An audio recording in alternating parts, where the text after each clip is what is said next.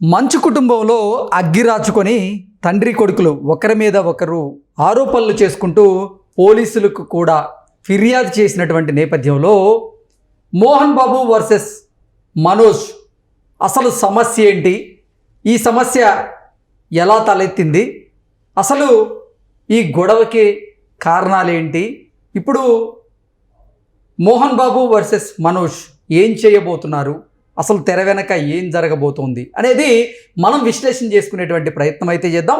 ప్రస్తుతం మనతో పాటున్నారు ప్రముఖ రాజకీయ విశ్లేషకులు, ప్రముఖ సీనియర్ జర్నలిస్ట్ దుర్గా వడ్లమణి గారు. వారితో మాట్లాడదాం. దుర్గా నమస్తే. నమస్తే. ఇప్పుడు మంచు కుటుంబంలో తండ్రి కొడుకులు ఒకరి మీద ఒకరు ఆరోపణలు చేసుకుంటూ పోలీసులకు కూడా ఫిర్యాదు చేసుకునేదాకా వారి కుటుంబంలో వివాదాలు చెలరేగాయి.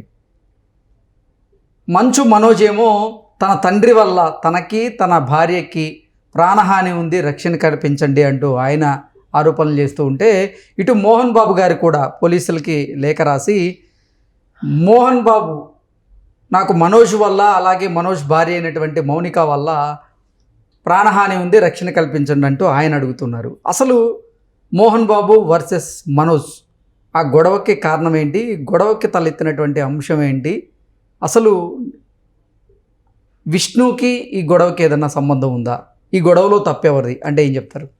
అంటే నిన్నటి వరకు అందరం ఏమనుకున్నాం అంటే ప్రతి ఒక్కళ్ళు అనుకున్నారు మనోజ్ పాపం అని అనుకున్నారు. కాదు, ఈరోజు పాపం మోహన్ బాబు. ఎందుకంటే నిజంగా మీరు అన్నట్టుగా క్రమశిక్షణ అంటే మోహన్ బాబు పిల్లల్ని చాలా బాగా పద్ధతిగా పెంచాడు అని అంటారు.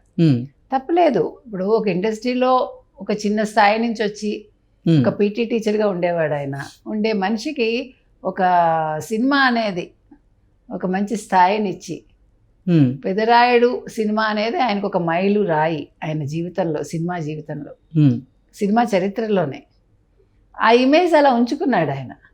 మరి ఆ ఇమేజ్ ఇవాళ పోయినట్టేగా కొడుకుతో. అందరికీ శకునం చెప్పే బల్లి వెళ్ళి కుడికి తొట్టులో పడింది. అలాగే అందరికీ తీర్పులు చెప్పాల్సిన మోహన్ బాబు వెళ్ళి ఇవాళ తనే తీర్పు కోసం ఎదురు చూస్తున్నాడు. ఇప్పుడే ఈ వివాదం మీద మనోజ్ స్పందిస్తూ, నేను ఆస్తి కోసమో డబ్బు కోసమో ఈ పోరాటం చేయడం లేదు, ఆత్మగౌరవం కోసమే నా ఈ పోరాటం చేస్తున్నాను అంటూ కూడా ఆయన మీడియాతో మాట్లాడినటువంటి నేపథ్యంలో నిన్న మనోజ్ ఒక లెటర్ ఎక్స్ వేదికగా ఆయన పంచుకోవడం, ఆ లెటర్లో ఒక పాయింట్గా, ఆ 10 అంశాల్లో ఒక పాయింట్గా నేను సెప్టెంబర్లోనే ఆస్తి పంచివ్వండి అంటూ మా నాన్నగారిని ప్రాధేయపడ్డాను, అయినప్పటికీ ఆయన నా విజ్ఞప్తిని పట్టించుకోలేదు అంటూ కూడా దాంట్లో మెన్షన్ చేసిన నేపథ్యంలో మంచు మనోజ్ అసలు ఒక క్లారిటీ లేకుండా చేస్తున్నారు. గతంలో ఏమో ఆస్తి పంచివ్వమని నేనే అడిగాను కానీ మా నాన్న పట్టించుకోలేదని చెప్తూనే, ఇప్పుడేమో అసలు నేను ఆస్తి గురించి డబ్బు గురించి తాపత్రయపడడం లేదు, ఆత్మగౌరవం కోసమే నేను పోరాటం చేస్తున్నా అంటూ చెప్తున్నారు అంటూ రకరకాలుగా అభిప్రాయాలను వ్యక్తం చేస్తున్నారు కొంతమంది నెటిజన్లు. ఏంటి, దీన్ని ఎలా చూడాలి? ఇక్కడ మీకు అతనిలో ఉండే దాన్ని ఏమనాలి మనం, అతని మనస్తత్వం చిత్రంగా ఉంది. యాక్చువల్గా ఈ అమ్మాయిని పెళ్లి చేసుకోక ముందు వరకు కూడా మంచు మనోజ్ అనేవాడు అక్కగారి చెప్పు చేతల్లో ఉండేవాడు. మీరు గమనిస్తే అంటే అక్క మాటకి విలువిచ్చి అక్క అతని జీవితాన్ని తీర్చిదిద్దేది. అంటే తను ఒక క్రమశిక్షణలో పెట్టడానికి ఆవిడ ప్రయత్నించేది, మనం చూసాం. పెళ్ళయ్యాక ఈ అబ్బాయి అంటే ఒక ఇండిపెండెన్స్ లేదా ఇతనికి, ఇతని ఆలోచన విధానంలో కానీ ఇతనిలో కానీ ఎప్పుడు కూడా డిపెండెంట్గా ఉంటాడా.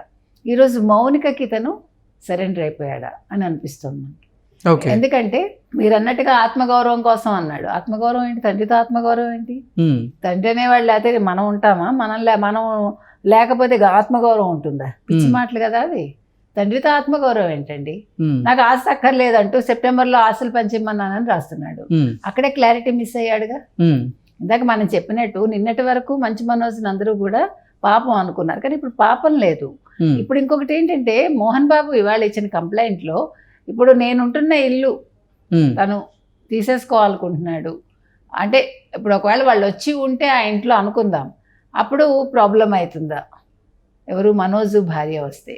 ఇప్పుడు ప్రాబ్లం తర్వాత అండి, ఇప్పుడు ఆస్తిని పంచుకోవటం తర్వాత, ఆ ఇల్లు కబ్జా చేయడం తర్వాత నిత్య నరకాన్ని చూడాల్సి వస్తుంది కదా మోహన్ బాబు.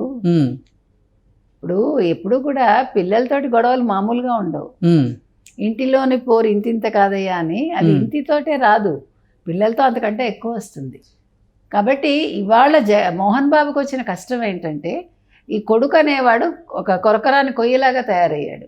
ఆస్తి వద్దంటూనే ఆస్తి కావాలంటాడు, నేను ఆ ఇంట్లో ఉండాలంటాడు. అంటే మోహన్ బాబు కట్టుకున్న ఇంట్లో నీకేంటి హక్కు? ఇప్పుడు మోహన్ బాబు అనేవాడు ఒక సినిమా యాక్టర్ కాకపోతే మీరందరి జీవితాలు నార్మల్గా ఉండేవి, మీరు ఎక్కడుండేవాళ్ళు? నిన్నను మీరు చూస్తే మంచు లక్ష్మి బాంబే నుంచి వచ్చి తమ్ముడికి చెప్పలేక వెళ్ళిపోయింది. అంటే గతంలో అదే అక్క మాట విన్న మనోజ్ ఈరోజు అక్క మాటని కాదంటున్నాడా? ఇప్పుడు మంచు మనోజ్ అనేవాడు ఈరోజు ఎన్ని ప్రాబ్లమ్స్ అంటే మోహన్ బాబుకి, ఇప్పుడు ఆ MBU ఏదైతే ఉందో మోహన్ బాబు యూనివర్సిటీలో అవకతవకలు జరిగాయి, లెక్కల దగ్గర తేడాలు వచ్చాయి. అక్కడ జరిగింది గొడవ. అసలు కొడుకుతోటి మోహన్ బాబుకి వచ్చిన విభేదం అక్కడ వచ్చింది మనకు తెలిసి. అంటే ఈ మనోజ్ అనేవాడే ఆ లెక్కలన్నీ కూడా అవకతవకలు చేశాడా, డబ్బంతా ఏమైపోయింది, డబ్బును వాడుకున్నాడా, అక్కడ జరిగిన గొడవ మొదలయ్యి ఇది ఇంతవరకు వచ్చింది. ఇప్పుడు మోహన్ బాబు వెళ్ళి సొంత కొడుకు మీద ఇవాళ కంప్లైంట్ ఇచ్చాడు, సొంత కోడల మీద కంప్లైంట్ ఇచ్చాడంటే వాస్తవాలే ఉండుంటాయిగా. ఇప్పుడు ఇండస్ట్రీకి ఒక పెద్ద దిక్కు లేకపోవటం అనేది ఎంత మైనస్ చూడండి. గతంలో ఒక దాసరి నారాయణరావు ఉండేవారు, ఆయన ఎవరికి కష్టం వచ్చినా ఆయన వెళ్ళేవాడు. ఆయన చనిపోయాక ఆయన ఇంట్లో గొడవలకు కూడా ఎవడు దిక్కు లేకుండా అయిపోయాడు, మీకు తెలుసు. ఆయన కొడుకుల గొడవలకి పాపం ఆయన ఆ బాధతో కూడా చనిపోయాడు నన్ను అడిగితే. అంటే ఇప్పుడు మన చిత్ర విచిత్రాలంటే అది. ఈరోజు మధ్యలో లాస్ట్ ఇయర్ ఎప్పుడో పరశురు గోపాలకృష్ణ వెళ్ళి మనోజ్తో మాట్లాడి అతన్ని కొంచెం కన్విన్స్ చేశాడు, మీకు ఇమేజ్ ఉంది, మీ నాన్నకు పేరు ఉంది, మంచి కుటుంబం అంటే ఒక మంచి పేరు ఉంది, దాన్ని తగలేకంటే అప్పుడు విన్నాడు అని అంటారు. అంటే కానీ ఇప్పుడు మంచు కుటుంబంలో ఈ కలహాల నేపథ్యంలోనే మంచు లక్ష్మి గారు మంచు మనోజ్తో మాట్లాడి ఆ కలహాలను సద్దుమణిగించేటువంటి ప్రయత్నం చేసినప్పటికీ మంచు మనోజ్ అక్క మాట వినలేదని, దాంతో అక్క కూడా ఇక చేసేదేం లేక మళ్ళీ ముంబైకి వెళ్ళిపోయినట్లుగా రకరకాలుగా వార్తలు వస్తూ ఉన్నాయి. ఏం జరిగింది అసలు? అదే ఆవిడ వచ్చి కన్విన్స్ చేద్దాం అనుకుంది, మోహన్ బాబుతో మాట్లాడారు ఆవిడ. తర్వాత మనోజ్కి ఏమైనా చెప్దాం అనుకున్నారేమో, ఇది కాదు పద్ధతి, నువ్వు ఇలా వెళ్ళు, నాన్నని ఇబ్బంది పెట్టకమని చెప్దాం అనుకుందేమో. ఆవిడ ట్రై చేసింది, వినలేదు, ఆవిడ బాంబేకి వెళ్ళిపోయింది. విష్ణు దుబాయ్లో ఉన్నాడు అంటున్నారు. సో విష్ణు రావాలి. ఇప్పుడు విష్ణు వచ్చాక ఏ రకంగా జరుగుతుంది? ఈ బౌన్సర్స్ అందరూ కూడా ఇంటి ముందు ఉన్నారు, ఇతని బౌన్సర్లు ఉన్నారు, అతని బౌన్సర్లు ఉన్నారు. ఆ బౌన్సర్లు తాగి కొట్టారని ఒక వార్త. బౌన్సర్లే తాగితే ఇంకెవడికి దిక్కు? ఇప్పుడు బౌన్సర్ అనేవాడు కాపలాగా ఉంటాడు, వాడే తాగేసి వాడు ఇష్టానికి ప్రవర్తిస్తే. కాబట్టి గందరగోళం అయితే ఇవాళ మంచు ఫ్యామిలీలో ఉందండి. ఇది మోహన్ బాబు చెయ్యి దాటిపోయిందా అని మనకు అనిపిస్తోంది. అంటే ఇప్పుడు మనిషి బయటవాడికి చెప్పటం వేరు. ఇప్పుడు మీకు నేను సలహా చాలా బాగా ఇవ్వగలను, నా కుటుంబం దాకా వచ్చేసరికి, ముఖ్యంగా నా పిల్లల దాకా వచ్చేసరికి ఆ పుత్ర ప్రేమ కావచ్చు, పుత్రికా ప్రేమ కావచ్చు, అది మన కళ్ళు మూసేస్తుంది. ఈరోజు మోహన్ బాబు సేమ్ అదే అనుభవిస్తున్నాడు ఆయన. కాబట్టి ఆయన ఎటు చెప్పలేకపోతున్నాడా, లేకపోతే కొడుకు మీద ఇంక ఇవాళ కంప్లైంట్ ఇవ్వాల్సి వచ్చిందంటే ఆయన పరిస్థితి ఏ రకంగా ఉంది? కాబట్టి ఈ అంశంలో ఎవరు పెద్దరికం వహించి కలగజేసుకుంటారు? రాఘవేంద్రరావు కలగజేసుకుంటారా? ఇంకెవరున్నారు ఇండస్ట్రీలో ఈరోజు పెద్దలు? ఎందుకంటే దీనికి ఒక ముగింపు పలకాలండి, బాగాలేదు ఇట్లాగా. ఇప్పుడు ఆస్తుల కోసం కొట్టుకోవటం అనేది చాలా అసహ్యంగా ఉంది. వాళ్ళు రామానాయుడు లేడు, ఒకంటే పెద్దవాళ్ళు ఎవరు లేకుండా అయిపోయారు ఇండస్ట్రీకి పెద్ద దిక్కు కదా. అంటే చెప్తే వినేవాళ్ళు, చెప్పగలిగేవాళ్ళు. కాబట్టి ఇవాళ మంచు ఫ్యామిలీకి వచ్చిన ఈ కష్టం ఏదైతే ఉందో దీని పులి స్టాప్ మోహన్ బాబు చేతుల్లో ఉంది, ముఖ్యంగా మనోజ్ చేతుల్లో ఉందండి. మనోజ్ మూర్ఖత్వం వదిలేసి భార్యకు గౌరవం ఇవ్వాలి. ఇంకొక పాయింట్ నేను విన్నది ఏంటంటే, ఇతనికి ఆల్రెడీ ఒక పెళ్ళయి భార్యను వదిలేశాడు, మీకు గుర్తుంటే. సో మోహన్ బాబు ఏమన్నారంటే, నేను ఆస్తి పంచిస్తాను కానీ అంటే ఇప్పుడు ఇతనికి వచ్చే ఆస్తిలో ఆ అమ్మాయికి కొంచెం ఇస్తా అన్నాడు ఆయన. అది మనోజ్ ఒప్పుకోవట్లేదు, మనోజ్ భార్య ఒప్పుకోలేదు, మౌనిక. లేదు మొత్తం ఆస్తి మాకే కావాలి, ఆ అమ్మాయికి ఇవ్వడానికి వీల్లేదు. ఆ ఫస్ట్ భార్య ఎవరైతే ఉందో, మనోజ్ ఫస్ట్ భార్యకి విడాకులు ఇచ్చాడు కదా, ఆ ఫస్ట్ భార్య కొంత ఇస్తానన్నాడు మోహన్ బాబు అనేది ఒక టాక్. దాన్ని మనోజ్ మౌనిక ఒప్పుకోలేదు. తప్పే ఉందండి భరడంగా అమ్మాయికి ఇస్తే?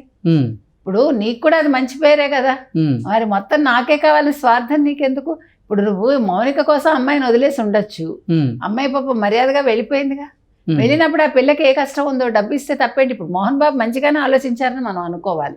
సో ఆలోచించాడు కాబట్టి మనం ఏ రకంగా చూసినా ఇవాళ మోహన్ బాబు కరెక్ట్ గా ఉన్నాడు. కాబట్టి రజనీకాంత్ రంగంలోకి దిగుతాడా?